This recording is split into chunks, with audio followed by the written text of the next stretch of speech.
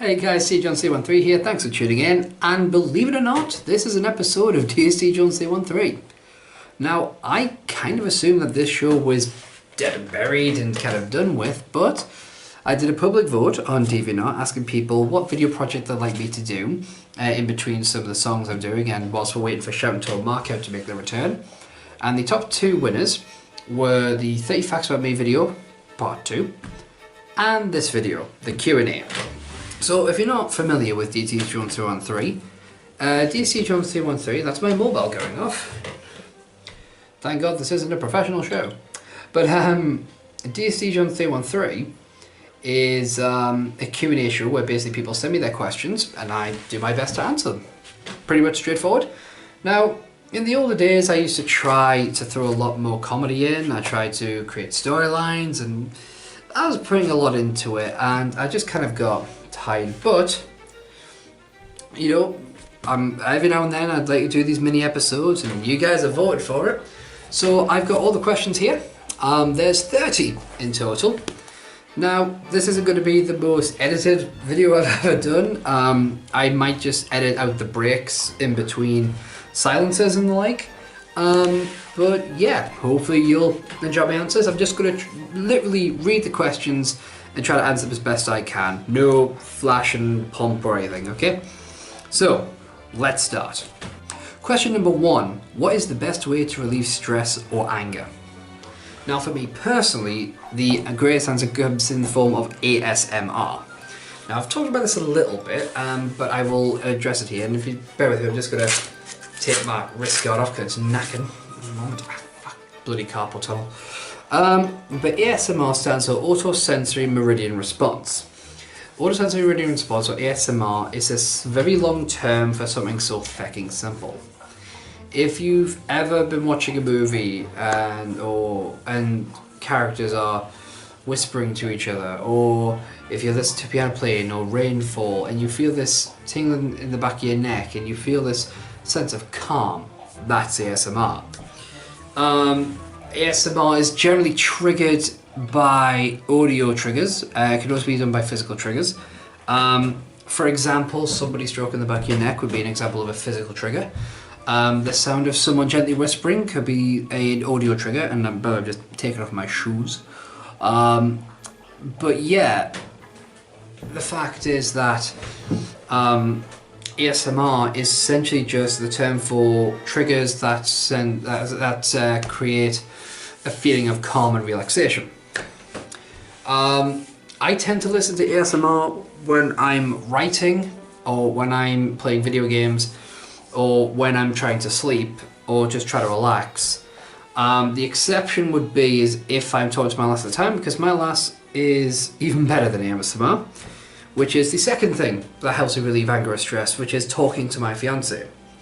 Now granted, we don't talk a lot these days, obviously with very busy schedules, but you know, when we do talk, it's awesome. And yeah, I mean, it's you know, it's a great way of relaxing.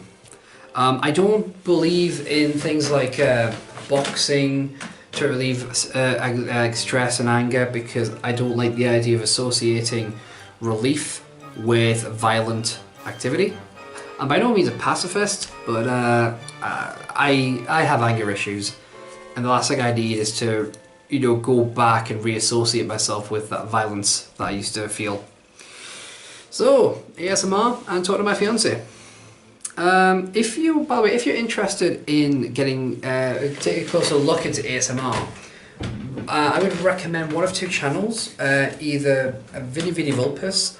The video I started with, the very first ASMR video I ever saw was her reading of the Velveteen Rabbit.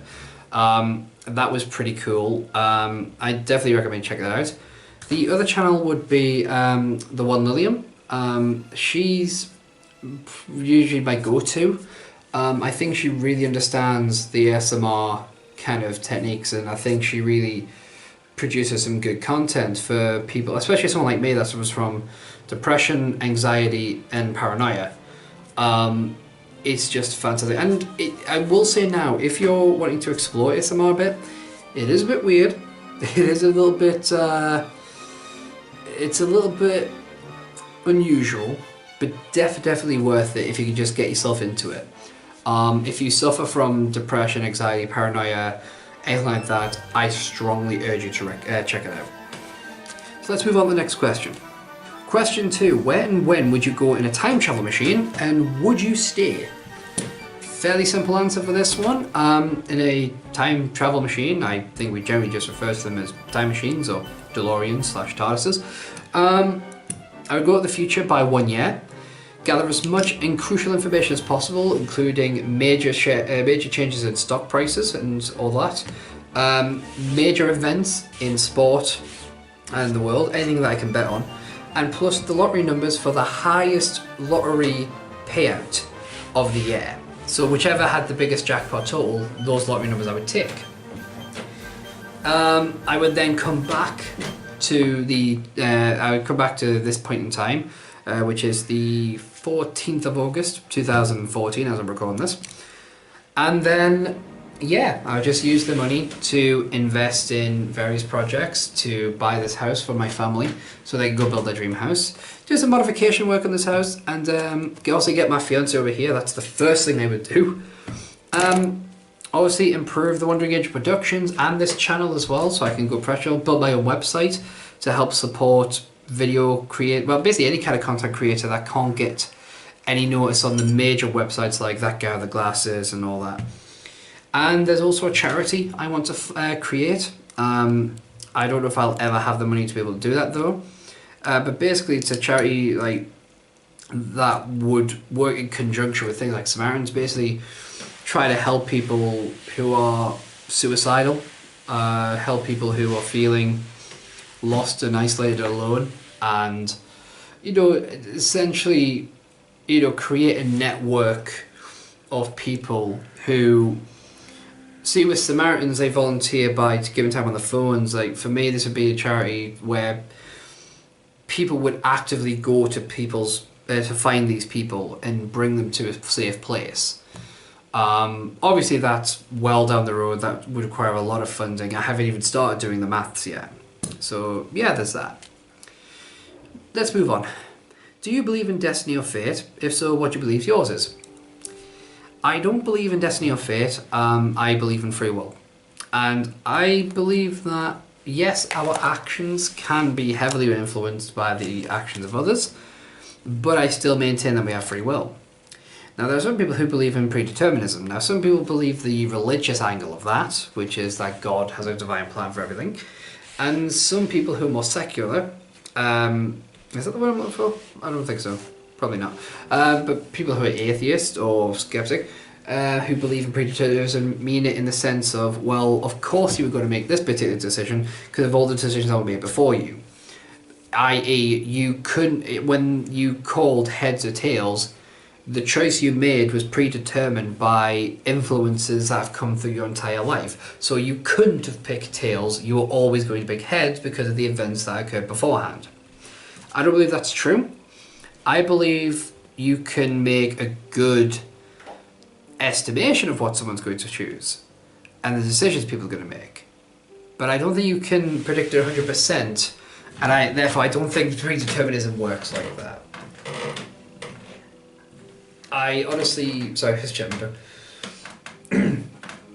I think people who subscribe to the predetermined argument and completely deny free will, I don't think they necessarily realize it, but I think subconsciously they kind of are seeking an excuse to justify any actions they take. I don't necessarily think it comes from a guilt complex, but perhaps it's a way of avoiding responsibility and therefore being able to maintain either a blameless existence or a superior existence. No one can judge you because it's not your fault, kind of thing. I don't know many people who subscribe to I don't know many non-religious people who subscribe to a predeterminism argument, but the ones I do, we have argued quite extensively on the subject, and I've not yet heard a convincing theory to state why predeterminism exists and free will doesn't. What is the point in rhetorical questions? whilst the joke is not lost on me, I will say that the point of a rhetorical question is to make a point. For example, what time do you call this? Who do you think you are? You know, who are you talking to? Did I stutter? You know, these are all rhetorical questions that they're not trying to get an answer, they're trying to make a point. And the point is made within the question itself without actually making the point. What time do you call this? This is the point of that is to show disapproval at the time that you are arriving to a situation or choosing to act upon a situation without necessarily stating it. Because if you answer the question, you know, either you need to have a very, very good answer, or you end up proving their point. So yeah, simple enough. There you go. What is the most selfless thing you've done for someone? Now, it's one of those questions which I hate getting, because I don't believe in tooting my own horn when it comes to the things I've done for other people. Anytime that I share anything I've contributed to, like a GoFundMe project, such as the Ellie Manning thing, it's not to go, oh, look at me, aren't I so charitable? It's because I want you to get involved. You know, I've posted 2 videos about the Ellie Manning situation, not because I want you to look at what I'm doing, it's because I want you to find basically learn the story and get the fuck involved. I want you to, you know, get that dollar, get that pound from your account and then put it to this person that really needs our help and fucking deserves it. You know? I'm sure there are people who are good friends of mine that would have no problem discussing the things I've done for them, but I wouldn't ask them to share those stories, and I'm certainly not going to elaborate on them. I don't take offense to the question. I think it's a nice question, but I think it would be inappropriate of me to answer that. So what I will do is would take this opportunity to ask you to check out that GoFundMe project I was talking about. And if you can spare even just £1 or $1, videos in the corner there, check it out, visit the GoFundMe page, you know, and like I said, just help out, because trust me, she really deserves it. But rather than explain everything there, I've explained everything in the videos. So the video in the corner you'll see there, that is the latest video. You can always go back and check out the original. Next question. Number 6, how do you know when you're in love? Love is a very, very tricky subject, especially when we come to the question of how do you know when you're in it. And a lot of people, especially young people, and this is not a dig at young people, and it's not to say that love can't exist with young people, but it is predominantly in the young where love is confused for infatuation. Infatuation makes no real demand of you. Love demands everything. I'm going to say this now, it'll make more sense in a bit. Love is neither good nor evil, but it is powerful. Now, infatuation can hurt. Infatuation can actually lead to love in very rare occasions. But infatuation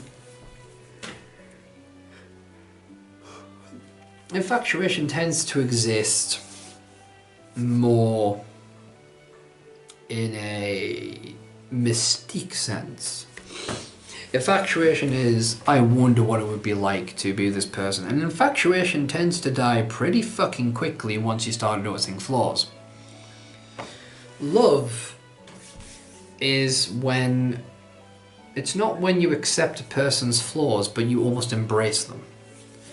Love is being absolutely 100% willing and ready to gamble everything on it. imagine life is a casino hall, and as you're walking by, you see a bunch of roulette wheels, and they've all got a label on them: health, wealth, career, family, friends, love, and you may have a few more: religion, faith. You may have all these other things. And on each roulette table, there's 100 coins.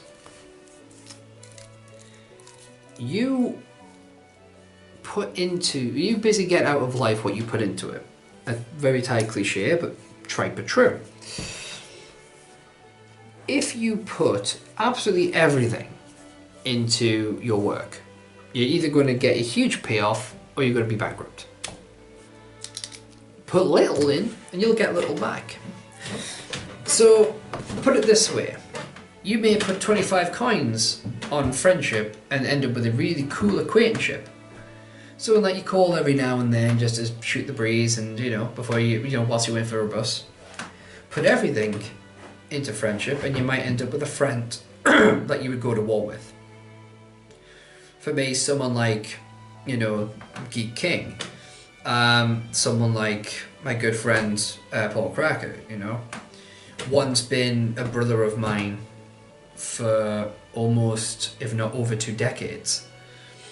The other one, my co-host, my colleague, my brother from another mother, he is, they both are equally important to me, and they are people I would die for. They are people that I would put my life on the line for. And I only got that by putting everything I had into them. You see, what happens is when you bet on these wheels, when it's a win, you get these extra coins to play with, and you can continue to reinvest them into these wheels, or you can take those coins and put them elsewhere. Because what these coins represent are your being, okay? You dedicate a part of your being to each of these realms of your life. Now, love is its own wheel. Love is a bitch because if you really want to get the most out of love, you've got to bet it all. All those 100 coins you bet on. You put everything into it. Now, that's not to say you meet a girl in a bar, you think she looks pretty in a dress, then all of a sudden you're asking her to marry you. This could be you've had a couple of dates.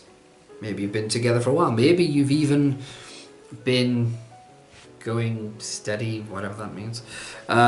Maybe you've been going together for a month now as an official couple, but never really approaching the L word. No, I don't mean lesbian. There comes a point where you realise you're at a bit of a crossroads. Are you willing to put everything on the line for this relationship? Are you willing to put so much of your heart, so much of your being, and make yourself vulnerable for the sake of this relationship? Those who go all in, that's love. When you put absolutely everything on it, when you bet the full house, all 100 coins on that, and you just let the wheel turn, that is when you know you're in love. There are many who back off and they bet a little bit of themselves. This isn't to say they're cowards. This is to say that they're cautious, and some people do that. Some people do that at the beginning. But it's not until you bet everything that you're in love. It's okay to test the water. And that's what we do when we date. That's what we do when we go steady, whatever that means. That's what we do when we aren't official couples and aren't officially together. We are betting small amounts. But eventually there comes a point where you have to ask yourself, am I willing to bet absolutely everything on this? And if the answer is no, then it's not love. It just isn't. Love is not about going gun-ho and being like, let's do this. It's about carefully thinking and realizing that yes, you are willing to put everything on the line. And the thing about love is that you can either hit jackpot or you can go bankrupt. If in a relationship that doesn't really mean much, you get hurt when it ends. Takes you a little while, but you get over it, and you move on. Love doesn't do that. Love sticks around. And even when love becomes hate, it sticks around. I've had 3 partners in my life that were official. My fiance is my 3rd partner. The other 2 before that, a bit different. See, I never really loved my first partner. I mean, it's sad to say, but it's true. And I think we both can believe that. That was an infatuation. It was a curiosity kind of thing, and I think we were both a bit lonely and whatever, but there wasn't really love there. In my second relationship, there definitely was. There was love there, but I put everything I had into it and I went bankrupt. I was left an absolute wreck. Suicidal, depressed, clearly. Self-loathing, angry.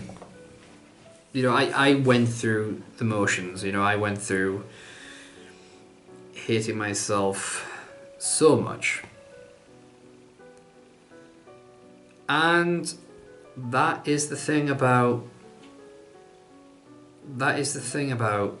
love. It's not good or evil, but it's powerful. If you go bankrupt, that's what happens. You're broken. You're left penniless in love. And it sends shockwaves to every other wheel. And for a moment they all stop spinning. And you feel like you're dead and cold and frozen in the universe. And that's why the other wheels are important. See, the other wheels are what give you the strength to invest in love again. It's because all these other wheels are spinning and you're earning more of yourself when you win these things. You know, every time you get a win, you've got that, and you can borrow coins from these other wheels. You can borrow strength from these other things to give you the confidence to bet and love again. And that is why, to me, life's like a roulette wheel, because when I fail in a certain area, when I lost my job, I turned to my friends, my family, my love, you know, to help me get back into the workforce. You know, when my health has gone rock bottom, again, I turn to my friends, my family, my loved ones to help me get into the spirit of, yeah, let's get fit again and stuff like that. You know, when I lost all confidence in my singing ability, I turned to my other wheels to give me the strength to do them again.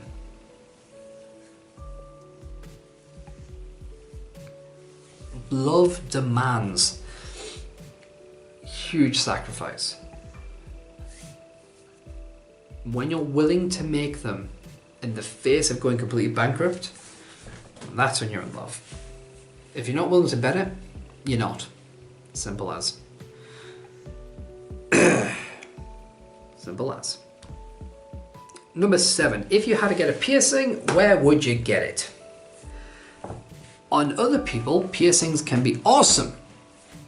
I fucking hate them. Again, on other people, but the idea of having a piercing is just...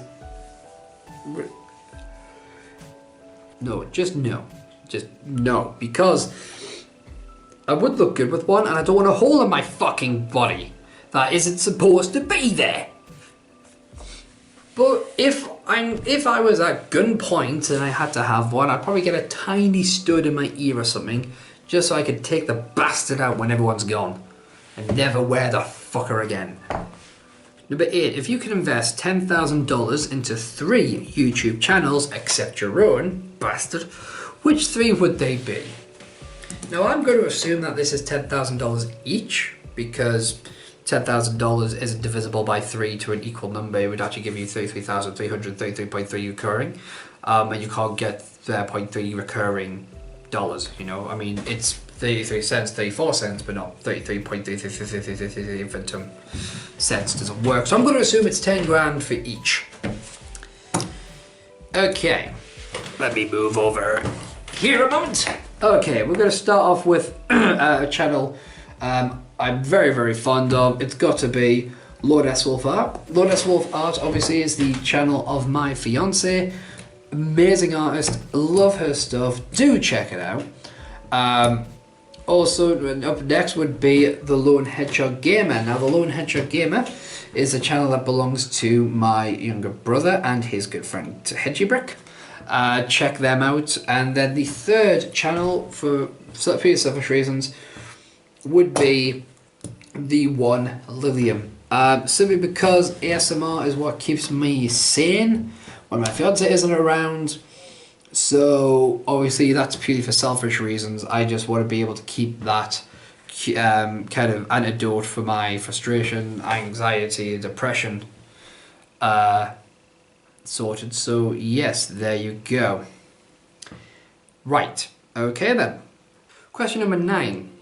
It's no secret that you're an extremely talented vocalist. Do you have any collaborations planned with other musicians in future? Well, first of all, thanks very much for calling me an extremely talented vocalist. I think I'm okay at best. I don't really... I mean, I'm still shocked that my SoundCloud page has over 700 plays right now. That's bizarre to me. Yeah, I mean, incredibly flattered. Thank you very much. I do sincerely hope that you all enjoy my song videos. Yeah, I mean, I do them to entertain and because I love to sing. I don't hit every song right, but I do try. Funnily enough, I do have some collaborations planned, although we have nothing official announced yet. There is a recording artist in America called Tyler Sanford, who's produced a few albums actually. He and I have been friends for a long time, and I'm an admirer of his success. I'm an admirer of his passion for music, and I'm very, very proud of what he's been able to accomplish. I approached him with the idea of perhaps doing a duet sometime, and he's really open to it. There's also a possibility that I might be doing a cover of one of his songs, Knowing Why You're Gone. I'm really excited about the prospect of doing a duet with him. If he wants to put it on an album, I'd be more than happy. I would charge him a dime. But yeah, I mean, there's a few people I want to do a collab with. I don't know if it ever will happen. There's one person, a good friend of mine. She's just been performing a play written by herself, her brother, and their mutual friend. I know she doesn't like me mentioning her name because she values her privacy, so I won't share that information with you guys. But if she ever does, allow me to, advertise her stuff, I will plug the shit out of it, because I've heard the demos for the songs for the musical, and by fucking God, I am fucking angry that I can't see it because it's in America, and I'm like, no, come to the UK. But I'd love to do some cool collab works with them. My little brother and I love singing together, the Lone Walker one. That's his channel there. I would love to do some duets with him. The first thing that comes to my mind straight away is Sweetie Todd Pretty Woman. There's a lot of other things we could do. Normally, the song "It's Tough to Be a God" from the Road to El Dorado is a song that we sing together with him playing Miguel, me playing Tulio. Maybe we'll do a re-recording of that. So yeah, a few collabs I want to do, and then some that are in discussions. If there is anybody who wants to do a collab with me, I'm certainly open to it. I do not expect any takers for that one, but fuck it, you know. I'm happy to indulge. Let's move on to the next question. Number 10. Shark versus bear. Who'd win?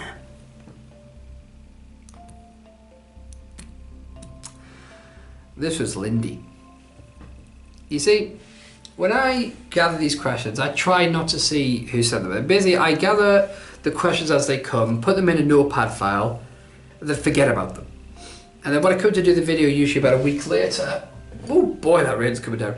But when I come to do the videos a week later, I get all the questions, I put them in a randomizer, so it produces a complete random list of the questions. So I can't memorize an order, I don't have any names on here.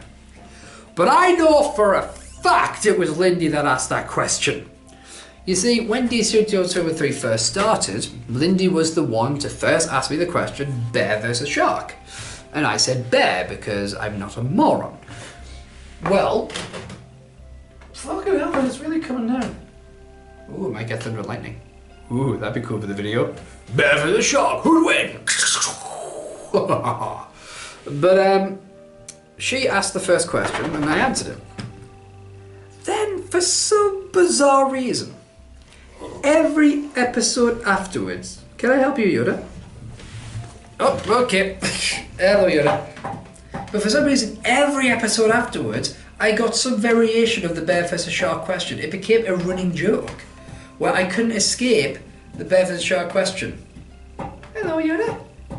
Oh wait, if anyone's wondering why I keep glancing off to the other side, it's because obviously it's the window of the camera. What are you after, Yoda?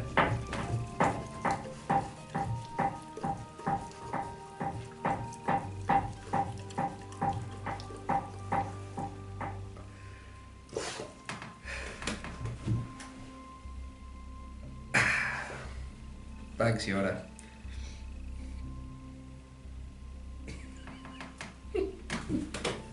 So basically every episode, I was asked some kind of variation of the bear versus shark question. And it's all Lindy's fault, because she asked it first. So, who'd win the fight between a bear and a shark? The bear.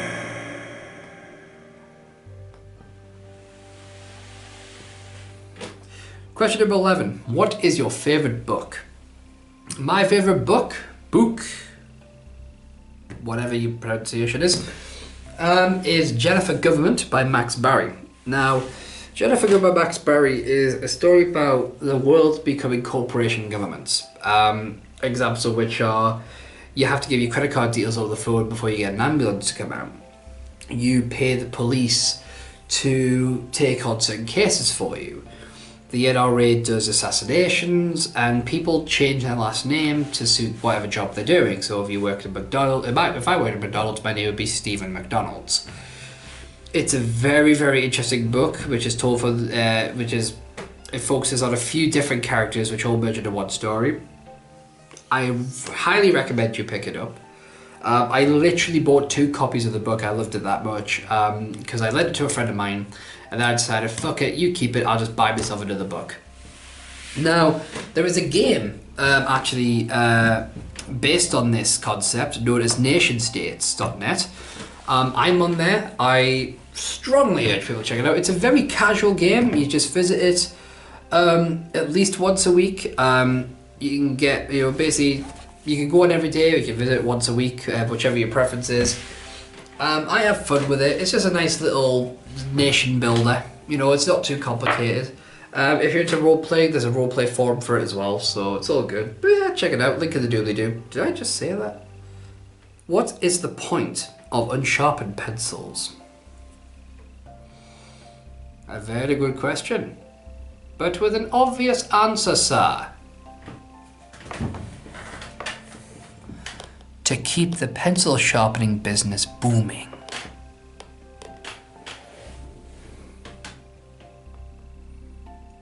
Wise am I?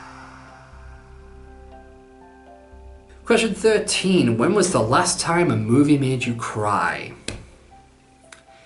Frozen. Before you start laughing, I hear you stop laughing. Stop it. Especially you. Stop shaking your head at me. I know you are. Fuck yeah. It wasn't the movie that made me cry, technically. The story wasn't exactly a tearjerker. As predictable as it kind of was. What made me cry was the song, Let It Go. I was going through a particularly rough patch when I was listening to that song the first time. And the song had quite an effect on me because whilst people looking at it as a song of liberation and freedom, you know, let it go, can't hold it back anymore.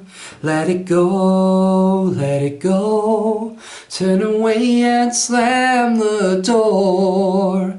I don't care what they're going to say. Let the storm rage on. The cold never bothered me anyway. To me,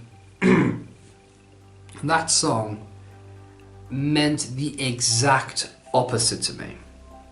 And if you think about it, and this is my overall analytical nature coming through, that entire thing represented anxiety and depression to me.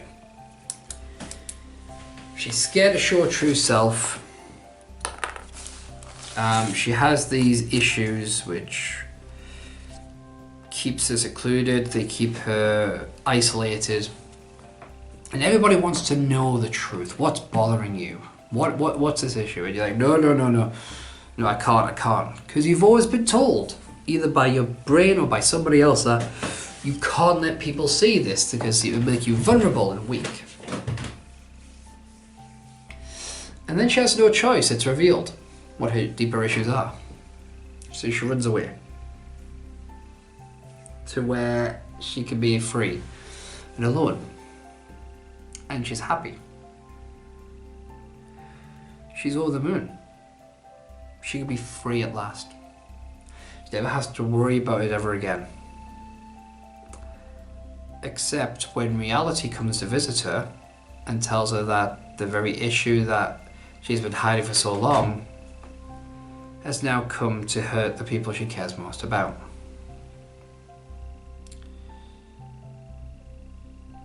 She can't be free. She can't. This thing will follow her wherever she goes. It will always leave an echo or a wake.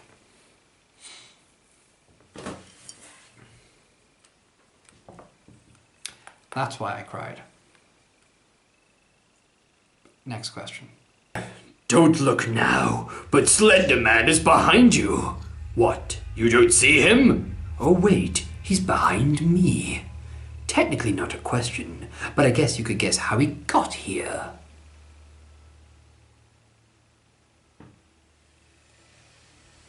Nah, he's not behind me.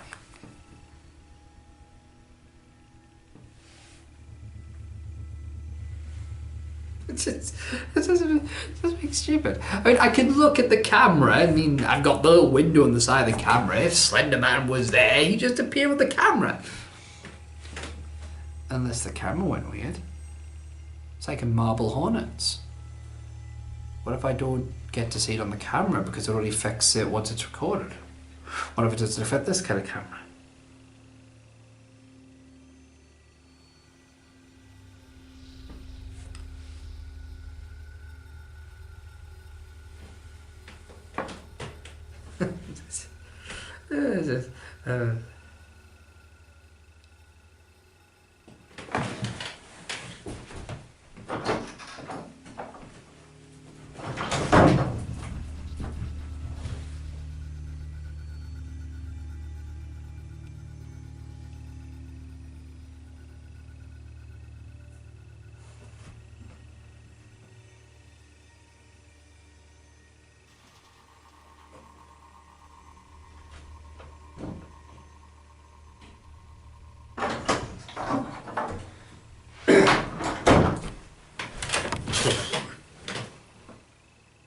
There is no Slender Man, but I am wet. Number 15, what inspired you to become a YouTuber?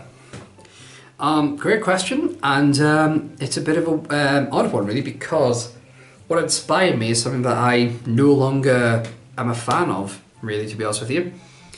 I was originally inspired by Ask That Guy with the Glasses and the Spoonie one. Now, the Spoonie one I'm still a fan of. Not a huge fan of his Twitter rants, but his content I'm generally a fan of. But I was a fan of Ask That Guy with the Glasses. I like this. I had never seen a Q&A format done so hilariously. And at the time, there was a DeviantArt thing going around in the journals. It was a question and answer meme. You would send people random questions on DeviantArt and they'd answer them in their journals. I wanted to do a step beyond. I wanted to, because I like to go one step beyond. I wanted to do it in a video format, and I did, and they sucked because the webcam I had at the time was a pile of shit. I then later on invested in a Webcam Pro 9000 Logitech, and started producing better videos, and then I moved up, and then I kind of realised that the whole SteveJones313 thing wasn't working for me anymore. I was trying too hard to write stuff which wasn't getting a good payoff. Episode 6 of season 1 was a complete disaster. Not the fault of the actors at all, they were brilliant. It was just I sucked. I didn't know what I was doing in terms of editing, and I made it overly complicated when I could have had just a really funny, shorter episode. But I was younger, I was stupid, and thankfully I think I've learned from those mistakes. And so I started doing those videos, and obviously I've moved on since then. I do hashtag Shout, hashtag Total Market, which are 2 podcast-based shows, which are coming back. We're quite happy with the format ideas we've got now. We're just trying to do the timing.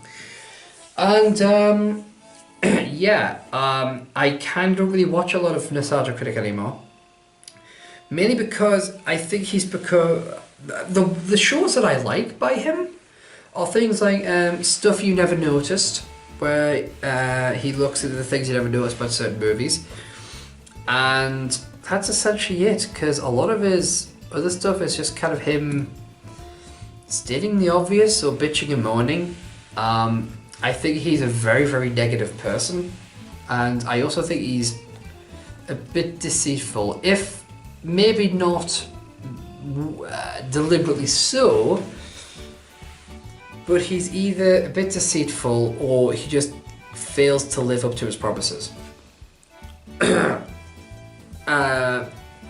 So yeah, I don't really watch much. I actually watched his Things You Didn't Know About Hot Fuzz, which I really enjoyed, considering I don't even like the movie Hot Fuzz, but I actually really enjoyed his take on all the stuff. And I watched his top 11 film trailers, which was actually well put together, as Doug's videos usually are. Didn't necessarily agree with the list, but at least it made his points very well. But that's what inspired me to be a YouTuber. It was just, it was that idea of engaging people in a new way, and that all came from the Nostalgia Critic and the Spoonie one. If you had to dye your hair a colour of the rainbow, which colour would you choose? Well, funnily enough, there is an app available on Android and on iStore known as Hair Colour Booth. And with this, you can take a photo of yourself or use one from your library and actually change the colour of your hair to see what it looks like different colours. And I've actually gone and done 10 different colours. And why don't you guys vote on which one you think the best one is? So you're about to, basically, if you click on the link below, you will find a link to a poll which asks you which hair colour you think suits me best out of all the coloured ones. There are 10 options, and you will see the 10 options by clicking on the link. Fuck it, here you go on the video. So, we've got blue, which I actually quite like, to be honest with you. You got a dark purple. You've got a ginger. you've got grey, you've got red, got a lighter purple, got pink, got, I suppose, a dirty blonde, black, and green. So those are the 10 options. You can vote on which one you think looks best, just for a laugh, you know, see which one people think. Links in the doobly-doo. That's the second time I've said that. But yeah, absolutely, you know, I'd love to hear what you guys think. No, I'm not planning on dyeing my hair, but it'd just be interesting to see what people think. And you can get this, it is a free app, but to unlock more colours, you can get the full version for £1.99. I imagine it'll be $1.99 in conversion. But yeah, nice little fun little thing. Check it out. Would you ever consider doing an ASMR video yourself? Consider it. No, I wouldn't say considered. Give it momentary thought, yeah. I don't know if I really have the voice to do an ASMR video. I don't really listen to a lot of males. By that I mean any male ASMR artists. Just because they don't do it, I can't imagine they do much for it. I've been asked before, but I didn't really take it too seriously. If enough people asked me to try doing one, I would give it a shot, but I wouldn't really know what I'm doing. Yes, if I had enough requests for it, I'd give it a shot. I probably wouldn't release it to the public. It'd probably be more like a few selected people would get an email with the link to get their opinion on it. If Hollywood made a movie about you, who would you want to play the protagonist? If you asked me this years ago, I would have easily said Johnny Depp. Now I'm probably going to say Robert Downey Jr.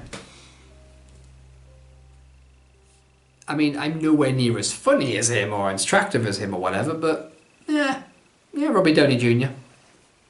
It is the future.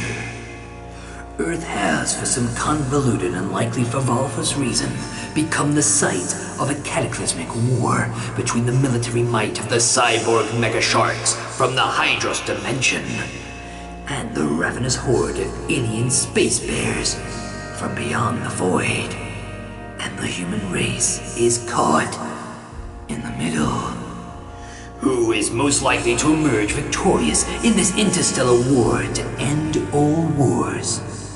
At least until a worse war rolls around. That's a sharp question. That's a sharp question.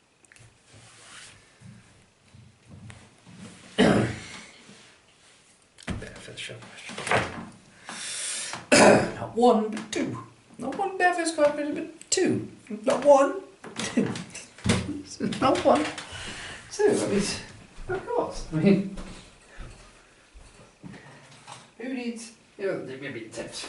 Who cares that I'm trying to do a video, trying to answer questions and be a nice guy and everything for you people? No, I mean, I'm looking for intellectual, stimulating questions and just, you know, trying to be, you know, fucking awesome. But no. Keep sending me bear versus shark questions. Okay? Always with the bear versus shark questions. You know, why not? It's not like I'm trying my very best to create videos for you people and you just plague me with bear versus shark questions as if that's all I'm good for. Who cares? It's not a big deal, right? It's not a big deal. Not at all. Not a big deal at all. Just, you know, why not? It's not that big a deal. It's not a big deal.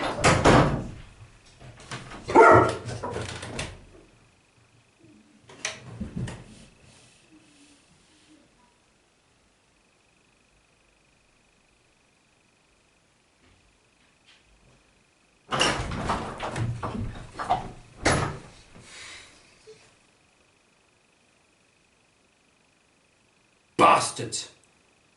Next question. Question number 20. If Q&A didn't already mean questions and answers, what would it stand for? Queries and analysis. 21. What colour do Smurfs go when you choke them? I imagine they would go purple. When you choke a human, they don't turn blue.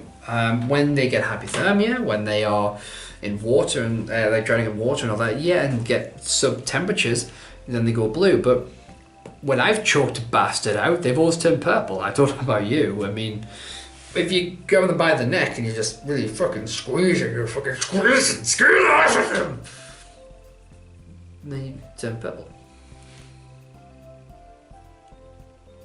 Don't look at me like that, Yoda.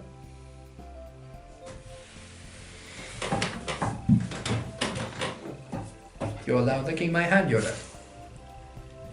He's licking my hand. Because my doggy likes me. Can I help you? Are you wanting to be in the video again? Can I assist you in your endeavors, Yoda? And he keeps trying to lick my hand. What do you want, Yoda? I am recording a video and you've already had the TREATS. What do you want from me? This is normally probably when he jumps up at me and starts.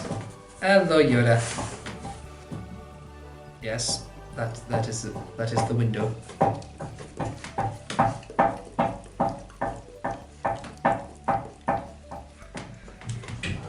For the record, he licked my eye, my nose, and my mouth. The only thing he was missing was the ear. I don't think we've gotten to that far in the date yet. Oh. 22. Why build a religion around the Son of God when he obviously knew which religion to follow? I believe the point this question is trying to make is, if Jesus is a Jew, why aren't all Christians Jews? Why create a new church, i.e. Christianity, if Jesus was following religion? Surely we should be following the religion that Jesus was following. Now, I'm not a Christian, though I used to be. I was a Roman Catholic, I've been an evangelical. At one point I referred to myself as a practical Christian theorist. So I'm actually an apatheist at this point in time, which basically means that I don't think the question's important. I don't care, basically. But, to argue as devil advocate, no pun intended, the reason why there's a Christian faith hinges pretty much squarely on one thing that Jesus said in the Bible. I am the way, the truth, and the life. None shall come to the Father except through me. Jesus made it painfully clear that the only way to get into the kingdom of heaven was to follow Jesus. The idea of accepting the vicarious redemption through the sacrifice of God's Son is sufficient to save you from your sins. Obviously the Jewish faith doesn't have that, and therefore in Christian philosophy, being a Jew is to follow the wrong religion because you don't believe in the salvation through Jesus Christ's sacrifice. Naturally, I have my own opinions about it and I don't agree with any religion, but that's the basic theory. That is why we don't, Christians, when I was Christian, we weren't Jews, because as Christians, they believe that through the death of Jesus Christ you are saved. Jews don't hold that belief, that's why there's two different churches. Would you rather be forced to sit through a really cheesy romantic movie marathon or a horror movie marathon? Romantic marathon every time. I hate horror. I already have paranoia and an incredibly overactive imagination. Horror is a bad thing for me. Hell, when I was a kid, I actually saw Freddy Krueger for 5 minutes while my brother was watching it on TV, and I didn't sleep properly for 3 months. Horror is bad for me because I will turn anything in 10 times scarier than it already is. I do not need it in my life. I hate horror, and I also think horror is quite immature, and not very intellectually stimulating. I appreciate there is some great storytelling. The early Saw movies have hints of genius to them, but I think anybody that has a fascination with blood, guts, and gore has something wrong with them.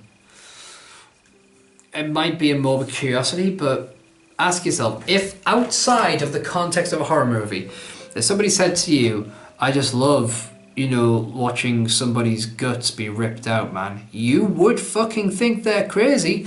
But if they add the line in a horror movie to the end of it, it's perfectly okay. It's romantic. That's not to say I like romantic movies either. A lot of them are fucking shite. I can probably write better than a lot of them, but who couldn't? Well, Stephanie may have, obviously, but let's move on. Which is your favourite cover that you have sang on your channel?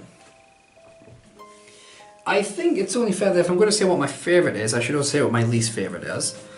I would say my absolute favourite would be Look Through Heaven's Eyes, or possibly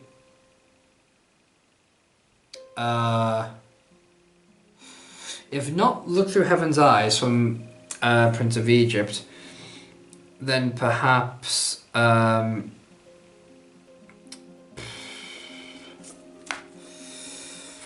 it could be Out There, because I had a lot of fun doing it, Ones that I really don't like, you've got Let It Go from Frozen, you've got Anthem, I just felt like I could have done them better, and my second attempt at the Zone and Thorn theme, simply because the first version was better in my opinion, but there you go. So yeah, check them out, make your own decisions. So I would say my favourite ones, Look Through Heaven's Eyes from Prince of Egypt, Out There from Hunchback of Notre Dame, and I'd probably actually even say It's Tough to Be a God from Road to El Dorado. Just so much fucking fun to do. Least favourite would be Let It Go from Frozen, Anthem from Chess, and this my second attempt at the Zone and Thorn theme. Nothing against the writer of the song, I just think I did a better job the first time. I think the second time I kind of let her down a bit. So yeah. Next question. Number 25. Is Velcro a rip-off? No, but I am selling these wonderful leather jackets. Who the F is Hank? Well, Hank was a rhythm and blues singer and the lead vocalist for the band Hank Ballard and the Midnighters, and one of the first rock and roll artists to emerge in the early 1950s. Question number 27. Which is the best Harry Potter movie? I have not seen them all. I still haven't seen Deathly Hallows Part 2. So until I've seen that one, I shall say for now it is Deathly Hallows Part 1. Next question. Question number 28. How do you know you're making the right decisions? A very, very tough question. Arguably very, very subjective answers as well. If we're talking right morally, then it's a huge clusterfuck of answers there. Depends what you believe in. I'm a situationalist, so I base my decisions on the situation itself. I don't follow any kind of higher power to make my decisions. I try to do what's the most loving thing to do in that situation. Absolutists would follow the letter of the law, or the letter of God. Others would go for the greatest pleasure for the greatest number, and so on and so forth. It is a hard decision to call because it depends on what you believe in. For me personally, and I do not... God, this chair is squeaky as fuck. But I do not prescribe my way of doing things to anybody. These are my ways and my ways alone. If you happen to follow them, good on you. I personally believe that I've done the right thing if it is the most loving thing to do. If I'm benefiting others and I am improving myself as a human being through it. Pleasure isn't an outcome I consider, because pleasure is a luxury. But yeah, it's a really hard question to answer because it depends on your ethical beliefs. Mine falls under situationalism. So there you go. Number 29. Do you watch Supernatural, Sherlock, or Doctor Who? I have seen a lot of Supernatural. Nowhere near seen all of it. I need to watch more of it. Not even seen any of the new series. Sherlock, I've seen most of. Loved it. I love Benedict Cumberbatch's role in it. And of course, Doctor Who. This is actually a replica, well, a toy version rather, of John Pertwee's, which was very, very similar to Tom Baker's. John Pertwee was my first Doctor, and before a lot of you kids start saying, I'm not that old, it's just that the reruns of John Pertwee's time as the Doctor was starting when I was a kid. Yes, love Doctor Who, seen much of it. So far my favourite Doctor is Tom Baker. And actually retroactively looking at it, I do think, because I used to think that David Tennant was really, really good and Matt Smith was okay. Looking back at it, I kind of prefer Matt Smith's take. Less, I don't really know how to explain it. I think Matt's portrayal was more subtle or less buccaneer. Number 30. What is your favourite poem? My favourite poem is by a poet by the name of Tom Leonard. He wrote a poem called The 6 O'Clock News. It's designed to be read in a dialect, I believe a Scottish one. It's either Scottish or Geordie. I can never tell, which is disgraceful because I'm but posh Geordie, apparently, because I live in Stanley, so in Durham area. I will attempt to read this for you, and I apologise to all Scottish and Geordie people out there. In fact, I just apologise to anybody with a set of ears. I do have to read it because I don't know it off by heart. But this is the 6 O'Clock News by Tom Leonard. This is the 6 O'Clock News. The man said the reason I talk with the BBC accent because you wouldn't want me to talk about the truth with a voice like you want to scruff. If I talk about the truth like you want to scruff, you wouldn't think it was true. Just what are you scruff talking? There's a right way to spell and a right way to talk it. This is me talking your right way of spelling. This is my truth. Yous don't know the truth because you talk right. This is the 6 O'Clock News. Bell up. Again, my apologies for the way I butchered that. It is, upon further examination, I do believe this actually is a Scottish accent. That's supposed to be read in, not what I was doing. What I was doing was, God knows, I don't know, Martian accent. But, yeah, the link is in the description below. And I absolutely love that just because it, I just absolutely love it. I can't really explain why. But there you go. And those are the 30 questions that you guys sent in for me to answer on SteveJones313. 30 questions. Wow, I mean, the thing is, in the old shows, I used to do 10 questions per episode, and that was monthly. This is 30 questions, one episode. It's like you guys are trying to make up for lost time. But, you know, it's been great fun answering these questions. They did make me think. I'm very glad I was able to get this done for you guys. If you do have any questions you'd like me to answer on maybe a future episode, do feel free to send them in. Who knows, if I get enough, I might do an occasional episode every now and then. But of course, do check out my other do check out my other projects. All links are in the description of the video to my DeviantArt, my Ask.fm, my Tumblr, and the like. Also, do check out my other channel, The Wandering Age Productions. Shows like On the Sofa, Total Markout, Shout, they are all coming back very soon. We're getting the dates organised. I'm just waiting for peeps to come back from holiday so we can discuss this. But that is all from me. Thank you so much, everybody, for sending in your questions. I look forward to doing the next episode of SteveJones313, whatever that may be down the road. And do stay tuned for my 30 Facts About Me Part 2 video, which was the other video that you guys requested. So, I am SteveJones313. Thanks for watching. Until next time.